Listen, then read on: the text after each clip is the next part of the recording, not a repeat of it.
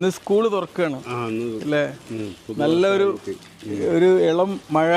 നമ്മൾ സ്കൂളൊക്കെ തുറക്കുമ്പോൾ നമുക്ക് എപ്പോഴും ഒരു ഒരു സുഖമാണ് ഈ മഴ എന്ന് പറയുമ്പോൾ. നിങ്ങൾ പണ്ട് സ്കൂളിൽ പോയ കാലം ഓർമ്മ വരുന്നുണ്ടോ?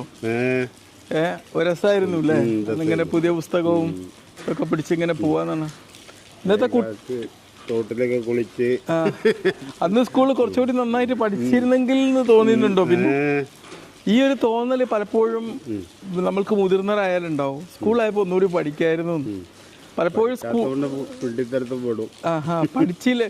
നമ്മൾ മനസ്സിലാക്കേണ്ട ഒരു കാര്യമുണ്ട്. നമ്മൾ സ്കൂളിലേക്കായിട്ട് പോകുന്ന സമയം എന്ന് പറഞ്ഞാൽ നമ്മൾ അതിലേക്ക് തന്നെ ഡെഡിക്കേറ്റ് ചെയ്യും, അതിനെ നമ്മൾ എൻജോയ് ചെയ്യണം എന്നുള്ളതാണ്. പ്രത്യേകിച്ച് ഇന്നത്തെ ഒരു കാലം എന്ന് പറഞ്ഞാൽ പണ്ടുള്ളവർ പഠിച്ചാൽ എത്ര പഠിച്ചാൽ പോരെന്ന്. നിങ്ങൾക്കൊരു ഇൻഫർമേഷൻ നോക്കണമെങ്കിൽ നമുക്ക് പണ്ടൊക്കെ ആണെങ്കിൽ ഒരാളോട് ചോദിക്കാനും ഇന്നിപ്പോൾ ചോദിക്കേണ്ട കാര്യമല്ല. ഇന്ന് അല്ല പറഞ്ഞു തരേണ്ട ആവശ്യമില്ല. ആർട്ടിഫിഷ്യൽ ഇന്റലിജൻസ് ഉണ്ട്. ഇപ്പോൾ ChatGPT-യിലോ AI ടൂൾസിലോ ചോദിച്ചാൽ നമുക്ക് കാര്യങ്ങൾ കിട്ടും. ഈ ഒരു കാലഘട്ടത്തിലാണ് പുതിയ വിദ്യാർത്ഥികൾ വളർന്നു വരുന്നത്. അപ്പോൾ അവർക്ക് പണ്ടത്തെ പോലെ ചിലപ്പോൾ ഇന്ന് കുട്ടികൾക്ക് പെട്ടെന്ന് തന്നെ ജോലിയൊക്കെ നേടിയെടുക്കേണ്ട സാഹചര്യം ഉണ്ടാവും. രക്ഷിതാക്കൾക്ക് അവരെ പോറ്റാൻ പറ്റിക്കൊള്ളണമെന്നില്ല അല്ലേ? അവർക്ക് താങ്ങിക്കൊള്ളണമെന്നില്ല. അത്തരം ഒരു സാഹചര്യത്തിൽ കുട്ടികൾ ഇന്നത്തെ ഒരു എഡ്യൂക്കേഷൻ എന്ന് പറഞ്ഞു കഴിഞ്ഞാൽ ഇതൊക്കെ നേടിയെടുക്കാനുള്ളൊരു ശ്രമങ്ങളായിരിക്കണം. ഇപ്പോൾ ആർട്ടിഫിഷ്യൽ ഇൻ്റലിജൻസ് വന്നു, ഞങ്ങളെ കാര്യം പോക്കാണ്, ഈ തലമുറ കാര്യം, അങ്ങനെ ചിന്തിച്ചിരിക്കരുത്.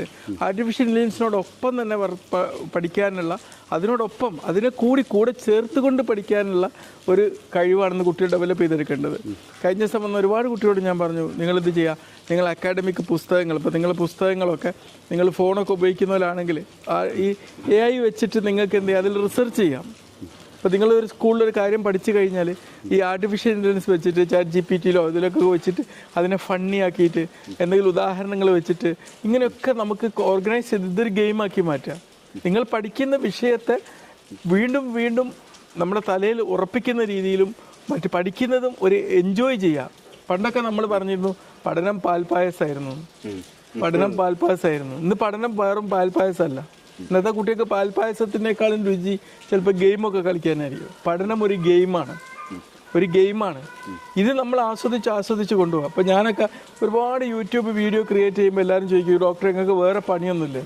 എനിക്ക് വേറെ പണി ഇല്ലാഞ്ഞിട്ടല്ല, പക്ഷേ നമ്മൾ എന്ത് ചെയ്യുക, ആ പഠനത്തെ ആസ്വദിക്കുന്നതുകൊണ്ടാണ് ഇത്രയേറെ വീഡിയോ നമുക്ക് ക്രിയേറ്റ് ചെയ്യാൻ പറ്റുന്നത്. ഓക്കെ, അപ്പോൾ ഏതായാലും സ്കൂളിലേക്ക് പ്രവേശിക്കുന്ന എല്ലാ കുട്ടികൾക്കും നമ്മൾ ഒരുപാട് ആശംസകൾ നൽകുകയാണ്. ഈ കലാലയ വർഷം ഏറ്റവും മനോഹരമാവട്ടെ. ഓക്കെ, പഠിച്ച് പഠനത്തെ ആസ്വദിച്ച്